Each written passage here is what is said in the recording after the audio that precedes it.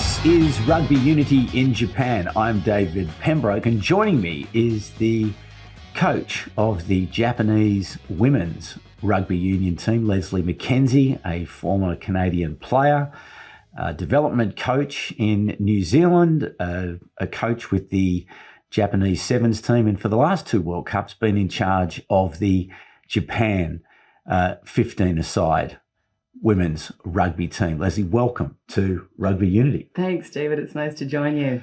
So, women's rugby is at a fascinating point now of development, isn't it? Just as we now sit at the end of the 2025 Women's Rugby World Cup, which I think exceeded everyone's expectations. As someone who has been involved in the game for so long, where do you see it sitting now? I think it's interesting that you use the word fascinating point in its development. I would say we've seen some fascinating elements of performance, especially in the last World Cup. It was on a massive stage, unprecedented numbers watching, levels of support. Where that sits within development of the women's game, I think is an interesting puzzle for some countries and some programs, because I think there's actually a lot of development that has yet to happen so that we can continue to pay into those performances and actually move the game forward. So I think there's an interesting element when you balance and compare performance and development. So, but if you look between those two cycles in terms of the two Women's World Cups and the level of improvement, general improvement, obviously different teams improved in different ways, it was significant progress. There was significant progress in the appeal of the game and the standard and the quality and the data bore that out as well in terms of all the statistics around the quality of the games. Yeah, very much so. I would still argue that you're looking at performance teams and performance programs. Is that necessarily reflective of development in the women's game right down through to the club levels? I'm not sure. I think that's probably the next area that needs to be looked at in thinking of how we continue to make this viable, sustainable, and probably build on England. Yeah. And so this is the pathways that you're talking about really for girls all the way through the game, from when they start in junior clubs all the way through school and their way up to the elite game. So that's where the next bit of investment and work needs to take place. I think so. I think there's been a great moment for the performance element, but that is going to have to be backed up by successive performances and successive probably moments for the women's game that are going to reinforce what probably not everybody's put into their women's teams so far. Yeah. You can get, I think what this World Cup showed us is you can get a lot of pay for some intensive investment in a small group. You can hothouse some programs and get really good, like I said, pay for that. But how do you scope that out to a bigger game? But there's no question from World Rugby's point of view, at least, that, in terms of the growth of the game and the future prosperity of the game, that the women's is a very high priority for World Rugby. But then that needs to then be translated to, wider unions. So it's not just England, it's not just Canada, it's not just New Zealand, but, perhaps we see more development in South Africa and France in particular, but Japan and others really do need to step it up. Agree. Australia as well. And quite disappointingly in Australia, it would seem that there is not going to be the investment made in the women's game to help the team develop through until 2029. The announcements that have been made to the players around that would seem, the appointments of interim coaches, not a real great investment, I wouldn't have thought. But anyway, that's Australia. But so if we look then from your coaching here at Japan over the time with the women's game, take us on that journey of when you first arrived here and what you saw and what's different from when you arrived to where you are now. Okay. I first arrived in 2018 to work full-time with the Sevens. Yep. And I'd been doing some, say 5 days here, 5 days there for the previous 2 years while working in game development in New Zealand. So I arrived at the start of 2018. My dog arrived in a giant crate 2 weeks later, and it was to work with sevens, which, to be honest, thankfully only lasted about 10 months. It's not my game. That was not the right role for me, probably, but it was followed on by the head coaching role with the 15s program. A 15s program that had effectively been dormant since the 2017 World Cup. So I was to start this at the beginning of 2019, and I believe at that point there may have been anywhere between 6 and 8 club teams playing. I think maybe 2 of those teams were universities who fielded the entirety of their squad from within, and the rest of that would have been made up by sevens programs combining. So it was entirely dominated by sevens, the landscape. There were players who'd been to a World Cup with 15s, but had come through a lot of sevens training, sevens pathways, and a sevens mindset. It was still really, really front of house, especially with Tokyo Olympics on the horizon. Yep. So it felt very much starting from scratch. And then I think that's I'm 7 years into the job now, and as you said, 2 World Cups. It's completely changed. Not to the point that it needs to be, I think, to affect that kind of change and acquire that kind of presence and that consistency of presence that you alluded to earlier. But there's a lot more interest in playing 15s now. There's more resources invested specifically in 15s coaching, conditioning players from overseas by clubs. It's seen as a much more viable option. World Rugby have done a good thing probably for us and the development of the 15s game in providing elements to the international calendar like WXV, which is hugely supportive. It has been in terms of finding subsequent weeks of test competition that help teams like ours, find their feet faster in a World Cup setting. But there's still a lot of work to do, especially within Japan. Yeah. So when there were 6 teams when you arrived, how many would you now be working with? There's probably between 6 and 7 in Kanto, and then 4 to 5, give or take, a culmination here or there in Kansai. So there's not a huge shift in terms of multiplied domestic competition, but there are more players who are devoting themselves to 15s.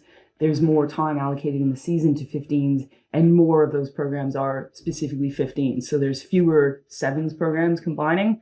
That's still the case for a few of the teams that enter the 15s, and there's some good rugby played by teams that field sevens players only. Okay. Which is a cool element of the Japanese women's game, I think. So if you were, or as you look forward to the development of the women's game here in Japan, what are the sort of 2 or 3 priorities that you have identified that are necessary for continued improvement as the team develops and grows towards, the 2029 Rugby World Cup? I think, to be honest, the team has developed and grown a lot.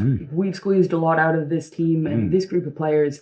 It needs more players to pick from. So the domestic game has got to be put in such a state that it actually promotes the development of 15s players rather than, I wouldn't say inhibits, but it certainly isn't something that necessarily works with us all the time. It's still really geared towards sevens, and it needs to be probably the next port of call for focus within Japan is what does the 15s game landscape look like domestically, and how can we use that to take the jump internationally? Yeah. So with that and with the structures here in Japan for Japanese rugby, high schools, universities, the men's professional league, where does the women's game sit inside that context? And again, what can be done to improve it?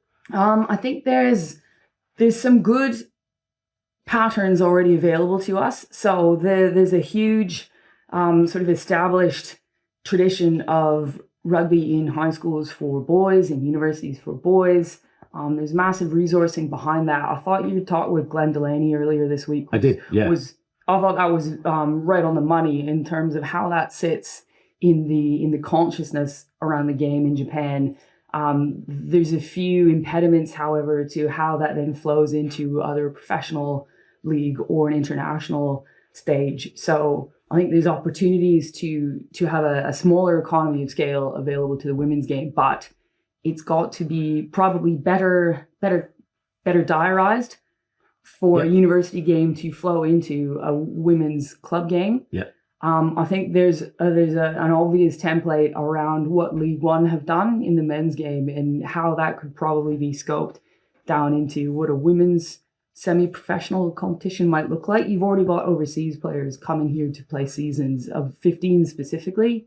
In lots of instances, Portia Woodman was here last season. Jade Coates has been here for a number of seasons. I think she was the first. She's a lock for Fiji, New Zealand born. I think she was the first contracted player brought in for 15 specifically. So that was a great moment for 15's club rugby in Japan. Yep. But I think that, it needs a bit of a facelift. And it needs a bit more intention around what it needs to look like here so that it's not a national program that's providing national players. It's a domestic program that's providing national players who then go to the next stage.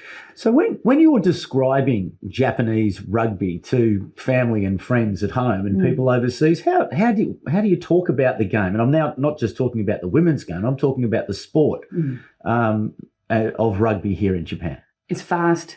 It's skilled. It really prioritizes passing, running game, looking for space through probably a collectivity around players, running lines, number of passes, speed of ruck. However,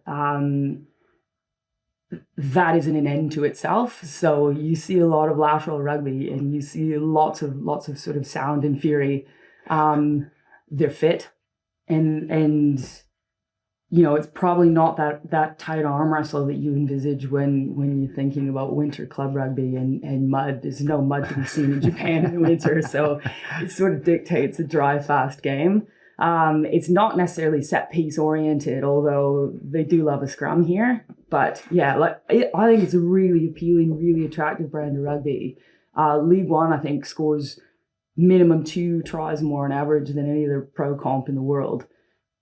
Is really appealing. Yep. So I think the women's game, out of necessity, like it's what's available, mirrors that to an extent. Yeah. And then with Japan and Sakura 15, like we've had to look at other ways to advance a ball rather than just pinging side to side. We haven't got the big ball carriers that others may have in order to get some initial go forward. So we've tried to add an element of an attacking kicking game that I think is quite attractive, quite appealing because it keeps the ball moving and it results in a bit more broken play. So, I think it's a great style of rugby to watch and get behind. I've been struck this week in most of the conversations that I've had about the enormous potential of the game here. And really the need for the rest of the world to really identify that this is a place where the game can grow and grow significantly. And there should be benefits to any country that takes the time and effort to come collaborate, partner with Japan. What can the world do to assist Japan to realise its potential? I think that there's a good point made on Tuesday in that League One used to be available on Stan. Like that's just one example of being able to see how good the game is and what kinds of players are playing here. Like there's some immense internationals here, as well as some great domestic Japanese players. Some of the best coaches in the world are coaching in League One here. Making it available is one way that Japan can help themselves probably a bit better. Yeah. But, I mean, David, I'm struck that you're struck because it's been good for a while now. Yeah, okay. And I'm not really sure because I think working in New Zealand, I think Japan was always seen as a bit of a money pot. Like that was where you could go and have an accent and impart some information and then get a good payout out of it. But it's a lot more sophisticated than that. It's not, it's something that people here take really seriously. They love rugby here. They're very invested in it and they're very smart. So probably two sides willing to come to the table with the kind of attitude and the mindset you're talking about would be good. Yeah. Well, it just makes perfect sense. Yeah, to me, that if you think that, okay, let's mirror the way the Japanese like to do business, and the Japanese like to do business over time. They like to build relationships. They like to build trust, and they'll do things slowly before moving towards other. But it does take a bit of time and investment to be able to say, okay, well, let's make it a priority. Let's invest 10, 15 years in a plan, and let's cover everything from junior tours all the way through to international games to give the men's and the women's teams opportunity to play at a higher level.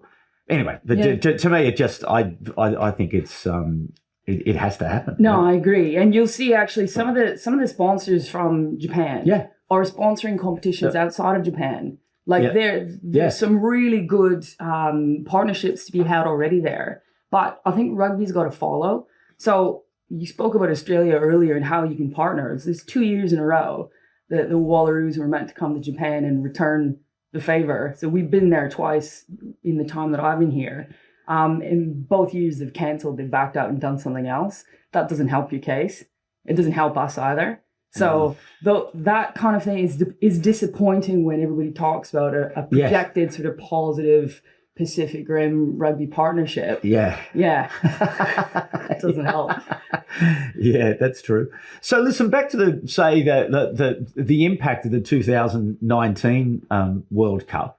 What were your memories of that time and the impacts that it had? Obviously, COVID was the killer of the momentum, but I came as a fan, as did many other people, and it was such a great experience. But for you, how was it, your time here? Oh, it was breathtaking. Like, honestly, it was one of the reasons that I wanted to come to Japan and work in rugby in Japan, knowing nothing about living here, working here, and coming sort of the start of that year. It was a huge draw because I'd never been in the same time zone as a World Cup before. And then to live and work in a country in rugby at the same time, I was really curious. And then about 2 to 3 weeks out, I was really anxious because I thought, like, I live in a host city. You wouldn't know. You wouldn't know the World Cup is coming out. Okay.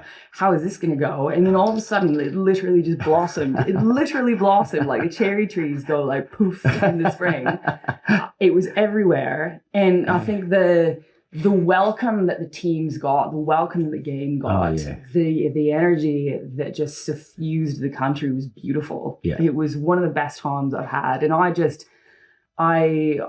drifted around a bit trying to get to any game that I could get my hands on tickets wise. I sold my firstborn child basically for pool tickets to New Zealand, South Africa, and sat behind a barrier up in the nosebleeds. But like after that, the seats got a bit better after that. But it was such a great experience. It was a great demonstration of the power of the game, isn't it? That, this values-based sport that we're all lucky to be involved in, and to see it here.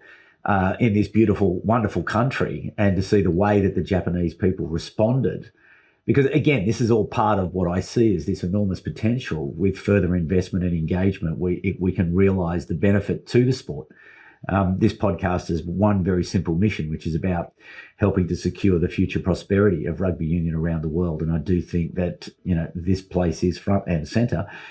Encouraging also to see that the Japanese have decided, as part of their strategic plan, that they're going to bid again for 2035, 2039. What does that say to you in terms of where the JRU are thinking about their place in the world of rugby?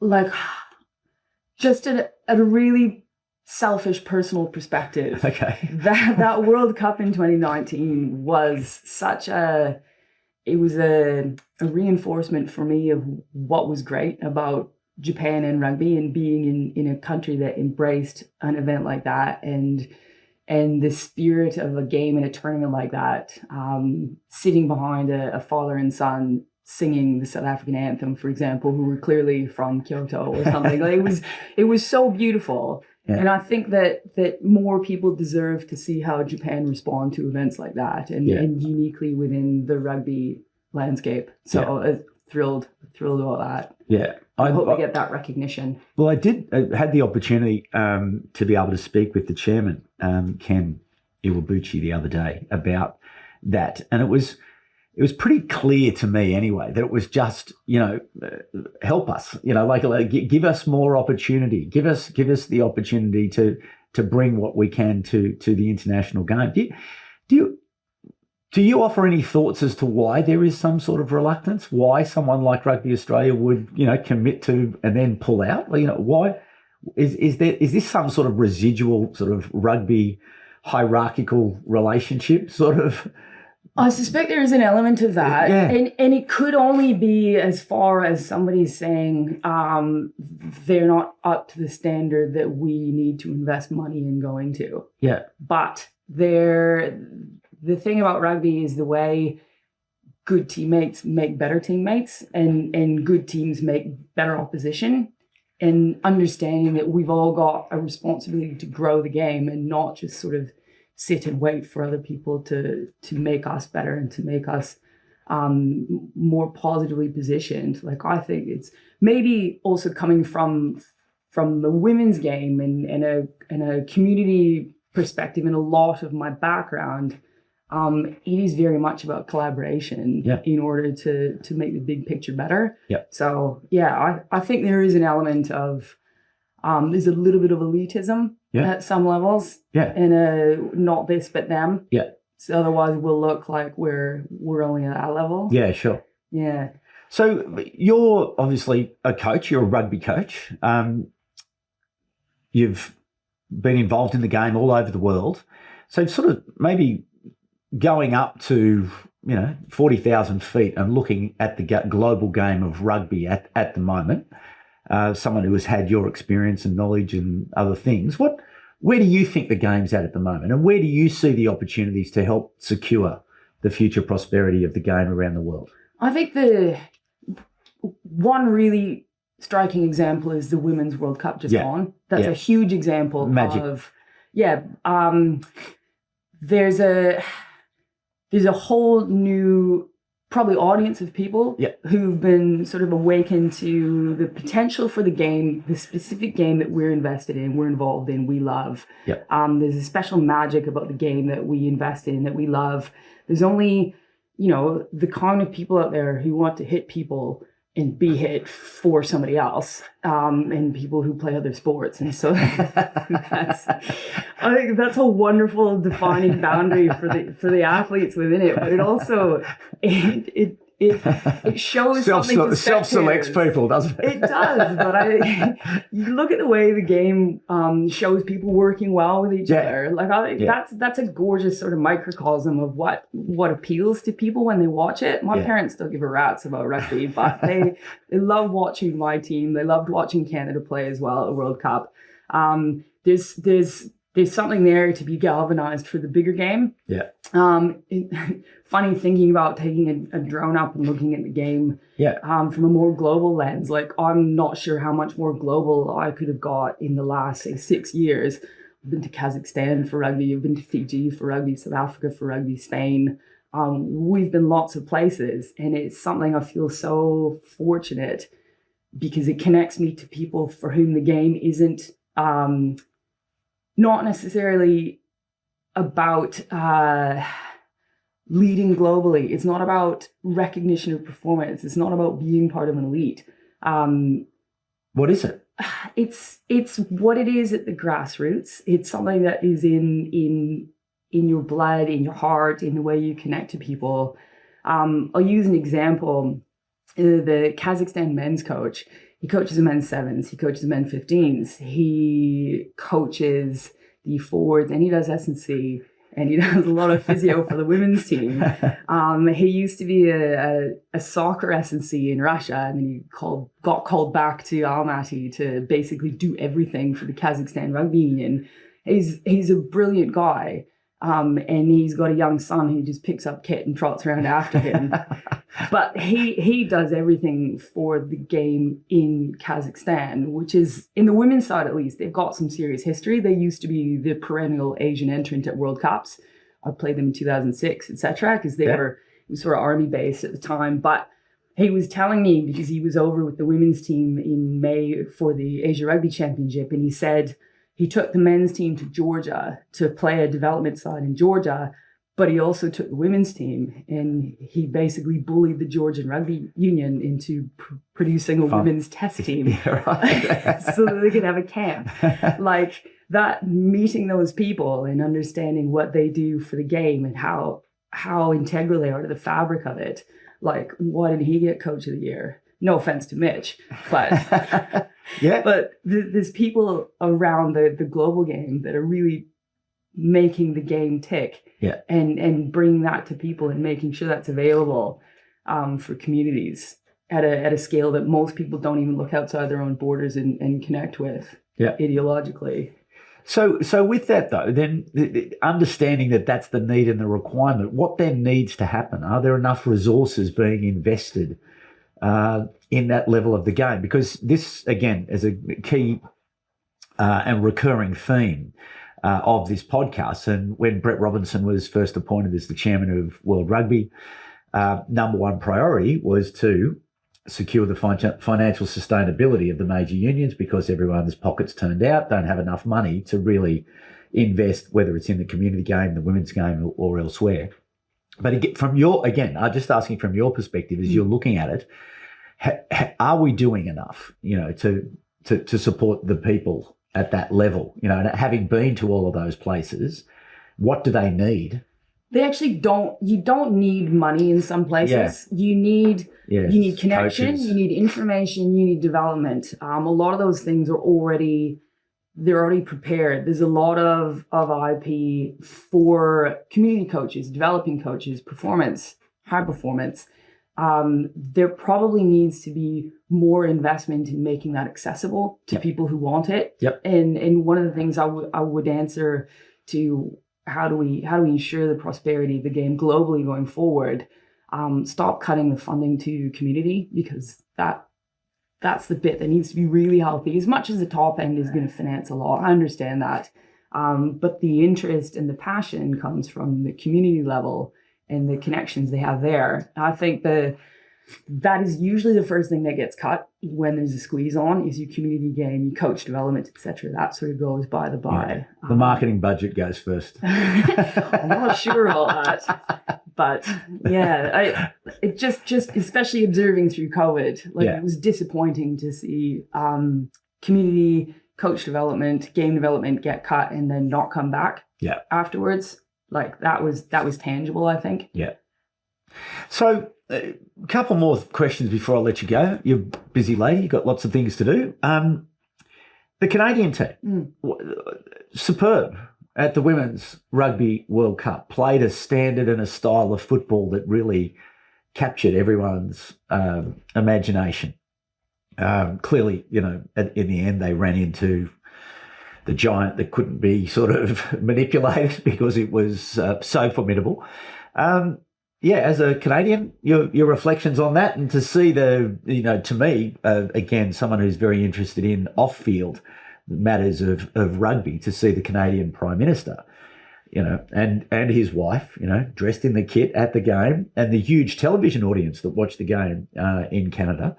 Just your reflections on the performance of the team and where rugby is at in Canada at the moment. That game was massive. I was lucky enough to do some broadcast work for the BBC, actually. Great. And off the back of Canada's success. Yeah. So, would you be our regional voice for as long as they're in the tournament? Like, go on then. It's something new for me, and it's a way to see the tournament through a bit of a different lens and keep me from doing too much navel gazing after we finished. But the styles that they played through the quarterfinal, obviously, and then into a blistering semifinal against the Black Ferns, it is so telegenic. It is so fast. It is so I don't want to say haphazard. I want to come up with another word for that, but it's ambitious. It's audacious in certain senses, in that some players will carry who've got no right to carry, and they carry as though they're running out into traffic for all their life's worth. And half the time they bounce back off a passing van, but half the time they actually get through the gap and go. So it's a style that's very reflective of where those players have come from, which is a sort of disparate assembly of leagues, so PWR in England, the French elite, the university system, a little bit in Canada, but a lot of the sevens girls. I think Kev's a magician, and he's genuinely somebody that I thought could have won Coach of the Year, not just Ilder, but Kevin did such a great job of weaving that together into something that was really appealing, obviously, to play. Massively appealing to watch. And then, like you said, sort of ran into England, who would not be moved because they had a lot of confidence in their traditional strengths, the set piece, but also Canada sort of lived by the sword, die by the sword. So there wasn't sort of plan B, was there? No, there wasn't. It was sort of like, Anyway, it was great. I think one of the great highlights of the Women's Rugby World Cup was that performance, and again that. But where to for rugby in Canada? Because clearly the men's game is where it's at the moment, and it's not where it used to be. In my memory of my childhood, really, when the Canadians in those early years of the World Cups, they were competitive. David Clark went over there, and whereas the game doesn't seem to have gone forward in any great shakes on the men's side of things. And really, I think Canada should be a powerful rugby country. It sort of is one of the reasons I gave my previous answer about game development and specifically coach development. Like that in a Canadian landscape that is as geographically vast as it is, it still has to be prioritized. Otherwise, coach certification becomes an administrative thing that is centered around, all right, everybody's butt's covered if there's an accident, everybody's been ticked off through this course, but what good and what growth is actually going into the groups, the vast numbers of people that are coaching the game at club, community, and school level. Those are the ones that are either going to produce people who can go on and proceed through, maybe they go through a professional route overseas, or maybe the quality and the density improves domestically such that there's something viable. You put them in the SLAR, like the Superliga, or maybe MLR becomes less of a rodeo. I don't know. But I agree. And I think that is something that's missing now, and Canada's massively hampered by not having a revenue generator like the big nations. They don't have anything that is going to fund domestic specific products. They sort of rely on what World Rugby can support with, and membership fees, which I think are largely around insurance anyways. So it sucks. Is one of the reasons I've just got home to Japan about a week ago, because I went home to do a coaching clinic in Vancouver. I did another one the following weekend in San Francisco, and I was basically just curious. Like I always want to work with North American coaches if I can, and just hear what they're thinking about doing, and then just, get a sense of the landscape as well. So, well, apparently we're going to see the detail of this $250 million investment in, we don't know yet whether it's the Americas strategy, whether it's a South America, what's for South America, what's for USA, what's for Canada, how does it all roll together? World Rugby will release its strategic plan publicly in January. Don't get me started on that. Opportunity missed. Post the Women's Rugby World Cup, that should have been when it was signed off by the World Rugby Council. Why it wasn't then the next day announced, so as that we could take all of the energy, all of the momentum, and keep driving the sport forward. But now we've got a 4 month. It's unforgivable in my. Anyway, that's another win for me. So I'm not getting you started. No. So okay. So where to from here for you? Obviously, it's a lifelong passion and commitment to the game. You'll still be involved in the game. You're contracted here until December, I understand, this year. Don't know what happens after that. Well, what does happen for you after that? I'm not sure. There's obviously the next couple of months, I have to probably find that out. Yeah. That's right. Your dog's got to go somewhere. I hate to bring this down, but my dog died on the 1st of February. Oh, I'm so sorry. I'm sorry. I should have just made you feel better and cruised through that, but I'm a stickler for honesty. It actually makes things a little bit more portable. Okay. Than moving a dog. That was a mission from New Zealand. but it's okay. He was 13. It was, All right. It was the right time. But yeah, I just, coaching hopefully is the next stage, no matter what. I think there's a few times through the World Cup that I thought, like, bloody hell, a job at the garden centre, maybe restocking fertilizer bags sounds pretty good right now. But now all of that's in the past. Don't and it's worry. clouding away. Yes, So your coaches are unusual people.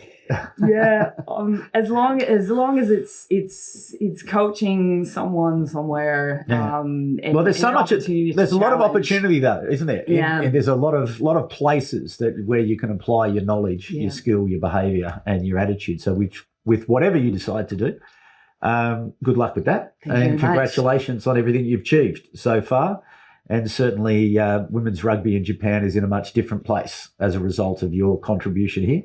So congratulations on that, and good luck to Japan in the future of the rugby there. So thanks very much for joining us. And today is the big day. We are having this conversation a couple of hours out from the big game between Australia and the Japanese team at the National Stadium. The scene is set. Hopefully the rain stays away. It's been a bit drizzly here in Tokyo this morning. Magnificent stadium. And seeing the posts up yesterday sort of takes your breath away. So it really is. Everything is ready for this afternoon. And can there be a second Brighton miracle? It may happen here in Tokyo today. What are your thoughts? Absolutely may happen today. I think it could be a tricky one for Japan, as they've not had the build-up that Australia have had through the year. It's sort of just a different point in the cycle of the year for them. But this is an Australian team that has not played together. This is a real mix and match, and you can really look at every one of the key combination areas, and it's a new combination. Agree. It's still Australia versus Japan, isn't it? So yeah, it doesn't matter what combinations are out there. I think a lot of it is going to come down to who wants bragging rights out of this contest, and I certainly hope it's Japan. No offense.